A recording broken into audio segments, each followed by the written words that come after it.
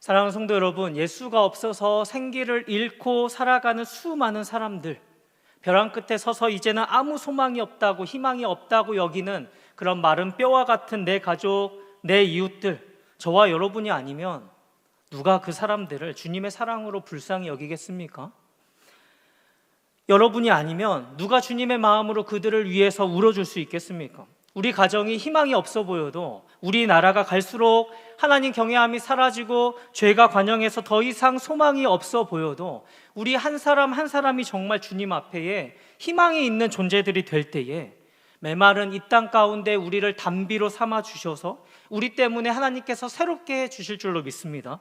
여러분, 하나님께서 나 같은 사람을 당신의 손과 발로 사용하셔서 이 땅을 고치시고 새롭게 하시는 그 당신의 일을 이루어 가신다라고 한다면 저와 여러분에게 이보다 더 큰 기쁨과 행복이 어디 있겠습니까?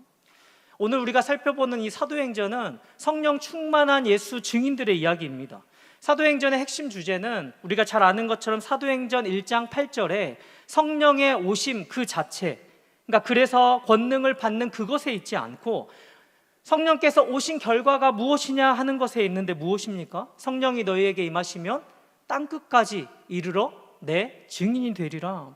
그래서 사도행전의 이 사도들의 사역은 승천하신 예수님의 지상 사역의 연장입니다.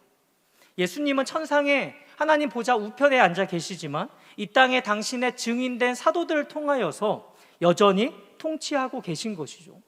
여러분, 우리를 이 세상에 보내신 주님은 이렇듯 우리가 이 땅 가운데서 예수 증인의 삶을 살기를 기대하시는데 이를 위해서 우리가 가져야 할 것이 무엇인지 오늘 본문을 통해서 다시금 회복하는 은혜가 있으시길 주님의 이름으로 축복합니다. 사도행전 2장에 오순절에 이제 성령이 놀랍게 부어지고 교회가 시작이 됩니다. 그리고 오늘 3장의 문이 열리면서 성전 미문에서 구걸하는 한 안진뱅이가 나옵니다. 이 사람은 나면서부터 못 걷게 되었던 사람이다 라고 설명합니다. 이 사람은 자기가 원하는 곳으로 스스로 다닐 수가 없기 때문에 누군가 매일 그를 이 곳으로, 이 미문 앞으로 옮겨 주어야만 했습니다. 그가 성전 미문에 앉아서 구걸을 하게 된 것은 그래도 성전에 기도하러 올라오는 이 사람들이 자비를 베풀어 줄 가능성이 많기 때문에 이 사람을 이 자리에 두었겠죠. 베드로와 요한이 제9시 오후 3시 이 기도 시간에 기도하러 올라가다가 자신들에게 구걸하며 손을 내미는 이 사람을 보았습니다. 그때 베드로가 그리고 요한이 더불어 무엇이라고 말합니까? 우리 6절인데요. 6절을 한 목소리로 같이 고백하겠습니다. 베드로가 이르되 은과 금은 내게 없거니와 내게 있는 이것을 내게 주노니 나사렛 예수 그리스도의 이름으로 일어나 걸으라 하고, 그랬더니 이 사람이 일어나 걷기도 하고 뛰기도 하며 하나님을 찬송했다라는 이야기가 기록되어 있습니다. 여러분, 우리는 이 병들고 지금 가난한 거지를 치유하는 교회를 발견합니다. 복음을 가진 교회의 모습을 보게 되는 것이죠. 오늘 이 베드로와 요한은 복음 안에 있는 이 놀라운 능력을 가지고 이 비참한 인생을 고쳐주고 일으켜줄 수 있었는데 이것은 그들의 이 선포 속에 나타납니다.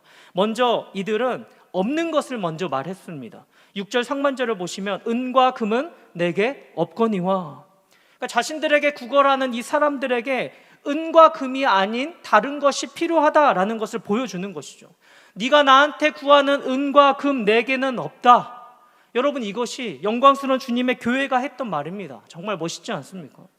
영광스러운 교회의 시대의 모습은 사람의 기대를 실망시키는 것을 결코 두려워하지 않았습니다. 물론 엄밀히 따지면 이 말은 맞지 않는 말이었습니다. 사도행전 2장을 보면 초대교회 성도들은 자기의 재산과 소유를 팔아서 사도들의 발 앞에 두었습니다.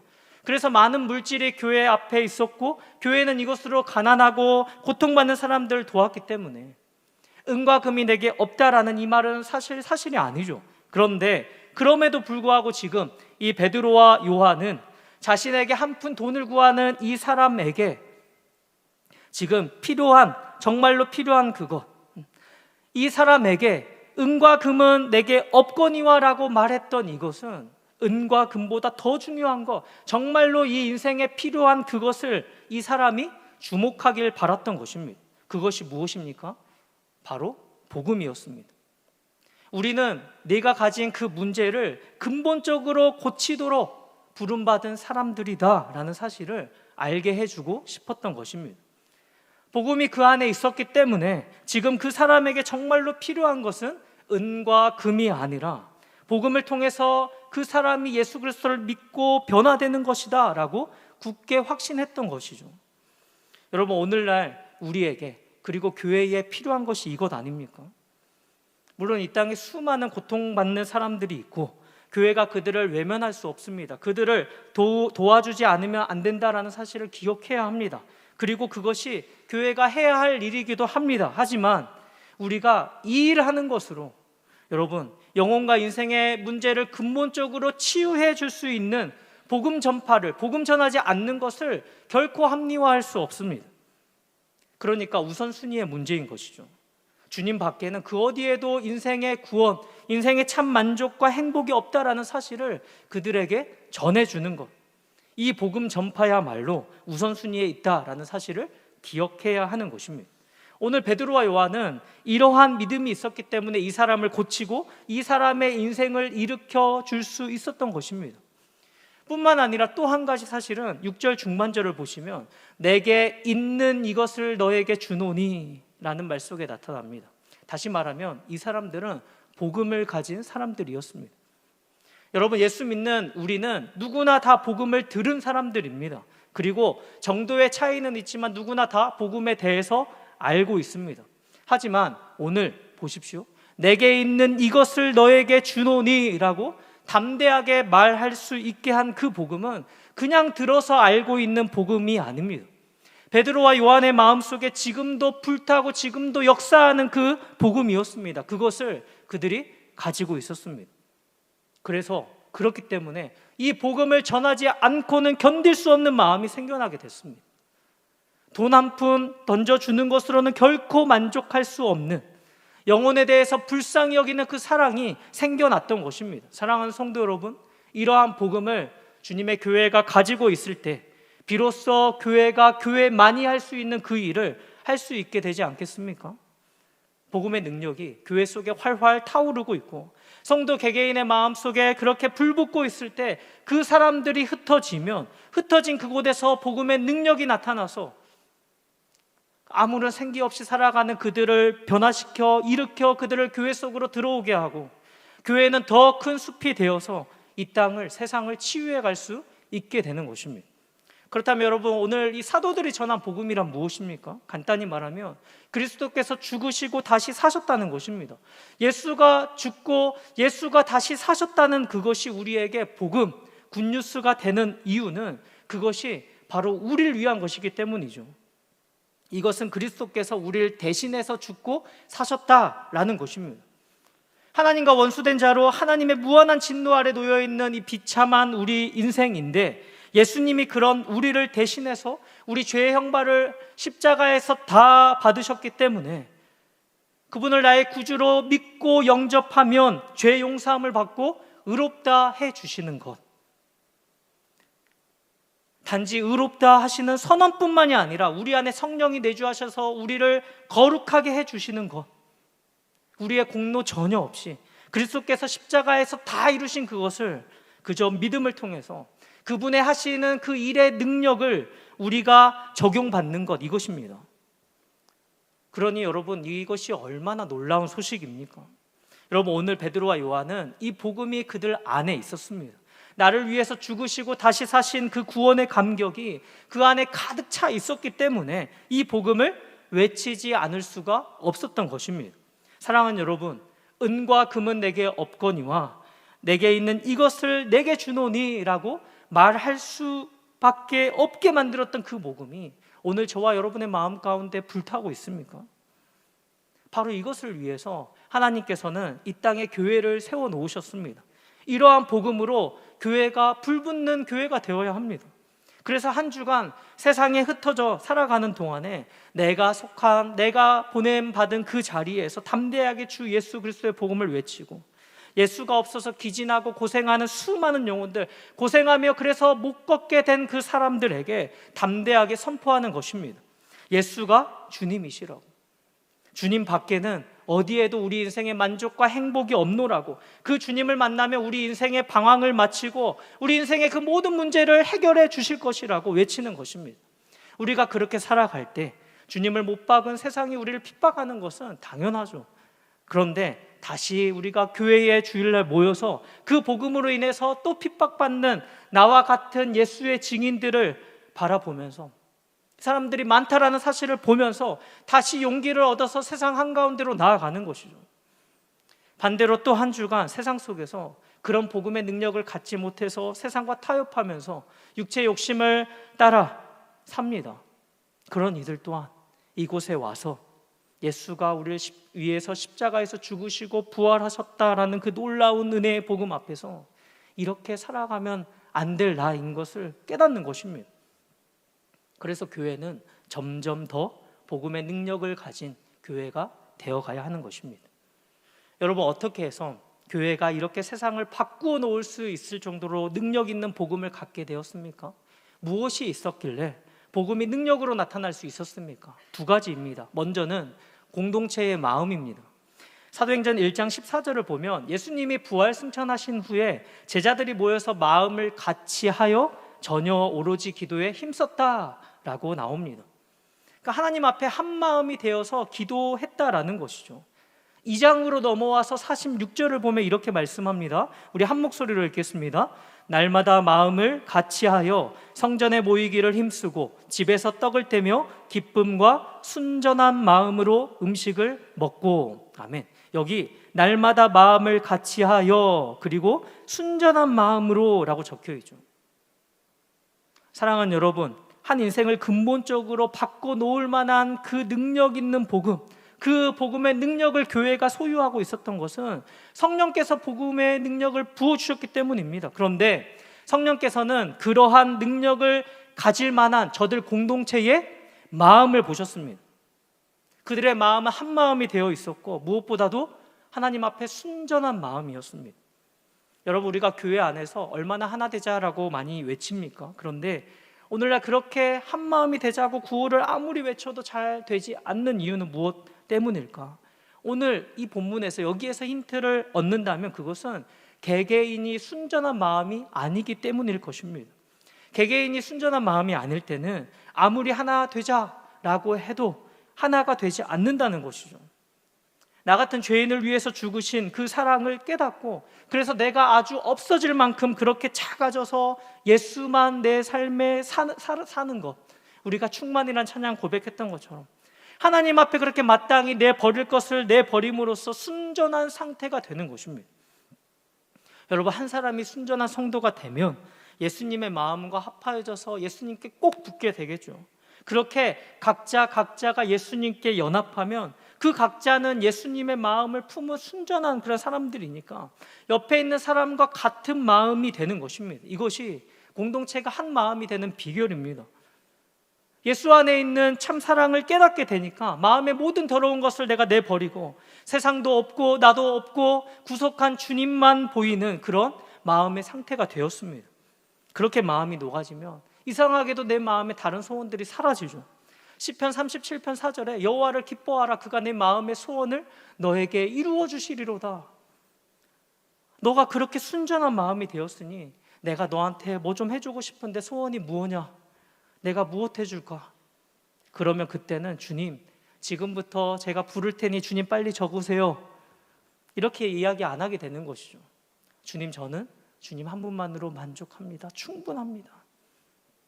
하나님의 사람 아키나스가 늘 기도와 금식으로 하나님 앞에 밤낮 매달리는데 하나님께서 이상 중에 나타나셔서 이렇게 말씀하셨습니다. 내 사랑하는 종 아키나스야, 내가 너에게 무엇을 주랴? 무엇을 원하기에 그토록 밤낮 내게 부르짖느냐? 그는 대답했습니다. 주님, 제게는 아무것도 필요 없습니다. 하지만 주님, 내게 무엇을 주시려거든 주님 당신을 내게 주십시오. 주님은 저의 것이고 저는 주님의 것입니다. 사랑하는 성도 여러분, 지금 여러분에게도 바로 그러한 마음이 있습니까? 맨 처음 예수님을 만나고 그래서 세상도 없고 나도 없고 구속한 주님만 보이던 그 예수만 전부이던 그 마음, 그래서 언제 어디서든지 내가 예수님 사랑하고 예수님이 그래서 이 땅에 계셨더라면 하셨을 그 일들을 섬기면서 내가 이름도 없이 빛도 없이 그렇게 살고 싶은 그 마음 지금도 여전히 있느냐 하는 것입니다. 우리 안에 그 감격이 다 사라져서 이전에 십자가 앞에 내가 나오기 위해서 다 그렇게 버렸던 것들이 다시 가깝게 다가오고 있진 않습니까? 사랑하는 여러분, 우리의 마음을 씻어내야 합니다. 나면서부터 못 걷고, 그래서 오늘도 성전 미문에서 구걸하고 있는 이 사람, 여러분 한번 생각해 보십시오. 마음씨 좋은 사람 만나서 몇 푼 얻어서 돌아가서 그날 밤 굶지 않고 따뜻하게 잘 수 있으면 그것으로 만족했을 것입니다. 그것이 유일한 소망이 되어서 살아가는 이 사람, 고작 하루의 행복, 고작 몇 시간의 행복을 그렇게 구하는 이 사람 같았던 저와 여러분을 주님이 복음으로 일으켜 세워주셨던 것을 기억하시길 주님의 이름으로 축복합니다. 그렇게 주님 한 분만이면 된다라는 그런 우리 마음에 복음의 능력을 부어주셨습니다.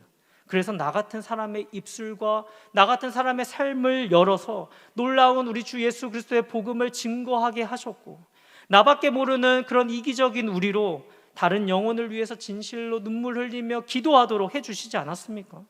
순전한 마음의 성도들, 그러한 주님의 교회가 되도록 기도해야 할 줄로 믿습니다. 또 하나, 교회가 이런 복음의 능력을 갖게 된 데는 바로 이들의 기도를 빼놓을 수가 없습니다. 오순절에 성령이 임한 이후에 베드로와 요한이 놓치지 않았던 것이 무엇이냐면 바로 기도였습니다. 그래서 여러분, 오늘 우리가 주목해야 할 것, 지금 저자가 이 기적적인 치유 사건을 어떠한 맥락에서 기록하고 있는지 한번 보십시오. 기도의 맥락에서 적고 있다라는 사실입니다. 우리 1절을 우리 한 목소리로 읽겠습니다. 제9시 기도 시간에 베드로와 요한이 성전에 올라갈세. 아멘. 이 저자인 누가가 기도의 맥락에서 기적적인 하나님의 역사를 보여주는 것이 지금 전혀 처음이 아닙니다. 잘 아시는 대로 누가복음과 사도행전은 다른 두 권의 책이 아니라 사실 같은 책의 전편과 후편에 해당하는데, 누가의 중요한 관심사가 기도이거든요. 이미 누가복음에서 예수님의 이적을 예수님의 기도와 밀접하게 연결합니다. 그래서 누가복음을 보면 꼭 예수님의 기도에 대한 언급 다음에 치유의 역사가 나옵니다. 무슨 말입니까? 기도를 통해서 능력을 나타내신 예수님께서 지금 누구의 기도를 통해서요? 사도들의 기도와 교회의 기도를 통해서 일하고 계시다라는 것이죠. 그래서 오늘 지금 기도하러 성전에 올라가던 중에 이 놀라운 기적이 사도들의 손을 빌어서 일어난 것은 결코 우연이 아닙니다. 예수님께서 이 땅에서 하셨던 그 사역을 당신의 증인된 사도들과 교회가 이어가고 있는 것입니다. 매일의 삶에 빼놓을 수 없는 가장 중요한 일, 그것이 바로 기도였던 이 성령 충만한 베드로와 요한. 하나님은 그러한 베드로와 요한에게 놀라운 기적을 예비해 두셨죠. 그것은 나면서부터 못 걷는 이 사람을 만난 것이었습니다. 그것이 이 사람들에게 엄청난 의미를 갖는 일이었던 것은, 이 사람을 만나기 전까지는 이 사람들은 예수님의 그 기적을 그저 보기만 했던 기적의 목격자에 불과했는데, 그러한 베드로와 요한이 이제는 예수님의 기적을 행하는 손과 발이 되고 기적의 체험자로 바뀌었기 때문입니다. 사도행전 1장 14절 하반절을 보면 마음을 같이하여 오로지 기도에 힘쓰더라. 교회는 마음이 하나 되면서 전적으로 하나님 앞에 매달렸습니다. 또 사도행전 2장 42절 하반절에도 오로지 기도하기를 힘쓰니라. 사랑하는 여러분, 교회에 이러한 강력한 기도가 있었기 때문에 베드로와 요한이 나사렛 예수 그리스도 이름으로 일어나 걸으라 라고 하였을 때 이 사람이 벌떡 일어났던 것입니다. 자신의 힘으로는 자신의 이 문제와 어려움, 이 상황을 조금도 나아지게 할 수 없었던 이 아무 소망 없는 이 한 사람, 이 인생을 다시 일으키고 다시 시작해야 하는 놀라운 역사가 일어났던 그 시간, 바로 기도 시간이었습니다. 여러분, 성도들의 그 간절한 그 기도, 그 중보 기도를 사용하셔서 복음의 이 귀한 능력이 나타나도록 만들어 주셨습니다. 기도하는 사람의 삶에 여러분, 하나님께서는 반드시 일하십니다. 기도하는 교회 위에 하나님은 반드시 역사하십니다. 반드시 기적을 준비하시는 줄로 믿습니다. 오늘 달라진 이 베드로와 요한을 한번 보십시오, 여러분. 매일 내 삶 속에 빼놓을 수 없는 가장 중요한 일, 기도가 되었던 이 성령 충만한 이 사람들, 그리고 순전한 마음으로 하나 되어서 하나님 앞에 오로지 매달렸던, 기도하며 매달렸던 이 교회, 그들의 삶 속에 달라진 세 가지가 이 이야기 속에 보여집니다. 첫 번째로 여러분, 보는 것이 달라졌습니다. 베드로와 요한이 기도하기 위해서 성전에 올라가는데, 여러분, 미문 앞에서 구걸하는 이 사람, 베드로와 요한이 기도하러 올라갈 때마다 여러 번 보지 않았겠습니까? 그리고 6절에 은과 금이 내게 없다라고 말했지만 그 사람이 구하는 동전 한 푼 없었겠냐라는 것입니다. 베드로와 요한이 그날 역시도 그냥 그 사람에게 동전 한 푼 던져주고 지나갈 수 있는데, 그날따라 베드로와 요한의 이 마음 속에는, 그들의 눈빛 속에 뭔가 설명할 수 없는 강력한 끌림이 있었습니다. 우리 4절인데요, 4절을 우리 한 목소리로 읽겠습니다. 베드로가 요한과 더불어 주목하여 이르되 우리를 보라 하니. 이전에는 그냥 지나쳤는데 이제는 그럴 수가 없는 것이죠. 그를 주목하여 보았다라고 말씀합니다. 나면서부터 걷지 못하는 그것이 이 인생의 고통이지만 그보다 더 큰 비참함, 정말 이 인생에 예수가 없어서 아무 소망 없이 살아가는 그 사람, 그저 그날 좋은 사람 만나서 그냥 몇 푼 얻어서 그렇게 돌아가는 그것이 유일한 삶의 목표가 되어서 살아가는 그 사람의 영혼의 형편과 처지를 보게 되었다라는 것입니다. 그래서 여러분, 기도하는 성령 충만한 사람에게 베풀어 주시는 기적 첫 번째가 무엇이냐면 보는 것이 바뀌는 것입니다. 이전에 보지 못했던 것들이 보이기 시작하는 것입니다. 사랑하는 여러분, 저와 여러분은 어떻게 살아갑니까? 성령 충만하여서 주님의 눈으로 주목하여 볼 것이 많은 그러한 우리인데도 의도적으로 우리는 외면합니다. 그리고 지나칩니다. 심지어 믿지 않는 우리 가족의 신음소리도, 세상 가운데 참 만족과 기쁨과 행복이 없어서 주 밖에서 고생하는 그 이웃들, 주님이 그것 좀 보라고 하시는데, 그것도 보라고 그 자리에 우리를 세워두셨는데 우리는 애써 지나칩니다. 왜 그런 것입니까? 성령 충만하지 못해서 그런 것임을 우리가 너무나도 잘 압니다. 기도하면서 성령 충만함으로 우리의 보는 것이 바뀌어지게 되길 주님의 이름으로 축복합니다. 두 번째는 말이 달라졌습니다. 오늘 우리가 보았던 6절이죠. 베드로의 입에서 나왔던 이 말, 결코 내 말이 아닙니다. 기적을 일으키는 성령의 언어죠. 내게 있는 이것을 너에게 주노니 나사렛 예수 그리스도의 이름으로 일어나 걸으라. 이것이 바로 저와 여러분, 교회가 해야 할 말 아닙니까? 세상은 은과 금에 대한 이야기로 가득합니다. 그런데 심지어 우리의 가정도, 우리의 교회 안에도 은과 금을 이야기합니다. 아니죠, 여러분. 우리가 회복해야 할 것은 예수 그리스도의 이름, 그 이름의 권세, 그 능력인 줄로 믿습니다. 그래서 우리가 다시 회복해야 할 말, 나사렛 예수 그리스도의 이름으로 일어나 걸으라. 우리의 말하는 것이 바뀌어지고, 그래서 그렇게 담대하게 외치는 우리를 통해서 우리 주변의 인생이 살맛 나고 근본적으로 고침받는 그런 역사가 되기를 축복합니다. 여러분, 그뿐입니까? 마지막 세 번째로 성령 충만하니까 행동이 달라졌습니다. 오늘 한번 7절을 보시겠습니까? 오른손을 잡아 일으키니 발과 발목이 곧 힘을 얻고. 여러분, 지금 이 나면서부터 못 걷는 이 사람의 손을 잡아서 일으키는 이 행동, 아무나 할 수가 없습니다. 여러분, 한번 생각해 보세요. 일으켰는데 안 일어나면 어떡합니까? 그렇죠, 여러분. 그러면 누가 일으킬 수 있습니까? 확신이 있는 사람만 손을 내밀 수 있습니다. 일으키고 안 일으키고는 하나님께서 하시는 것이고, 나를 통해서 그리스도께서 일하실 것이다 라는 확신, 나를 통해서 이 사람의 인생에도 예수가 필요한데 예수 믿는 역사가 일어나고 살아나게 될 것이다, 그때에 손이 나가는 것이죠. 사랑하는 성도 여러분, 복음의 능력을 가진 교회를 통해서, 성령 충만한 예수의 증인들을 통해서 예수님이 하셨던 기적이 일어납니다. 베드로가 그의 오른손을 잡아 일으켜 세우자 그가 난생 처음 걷게 되었습니다. 그의 엎드려졌던 인생이 일어났습니다. 8절과 9절에서 잘 보시면 그가 걸었다라는 말을 3번씩이나 반복하고 있는데, 나사렛 예수 그리스도의 이름으로 일어나 걸으라 라는 이 말씀이 완전하게 성취되었다라는 것을 보여주는 것이죠. 말씀을 맺습니다. 은과 금은 내게 없거니와 내게 있는 이것을 너에게 주노니 나사렛 예수 그리스도의 이름으로 일어나 걸으라.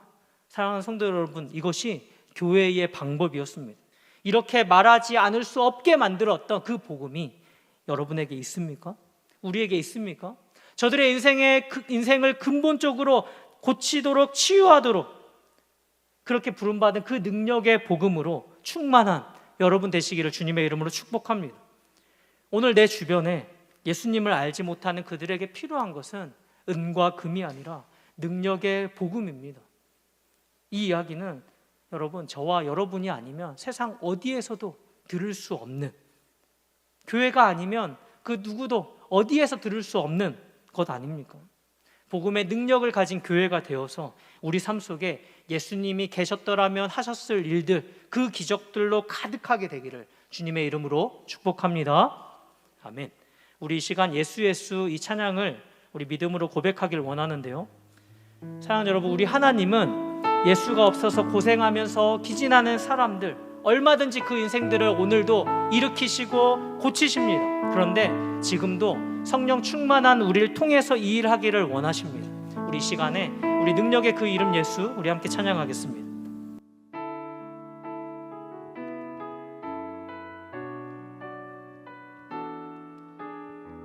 슬픈 마음 있는 자, 슬픈 마음 있는 자, 몸과 영혼 병든 자, 누구든지 부르시오. 예수 이름 부르시오. 그 이름을 믿는 자, 그 이름을 부르는 자, 그가 어떤 사람이든 그는 구원 얻으리. 예수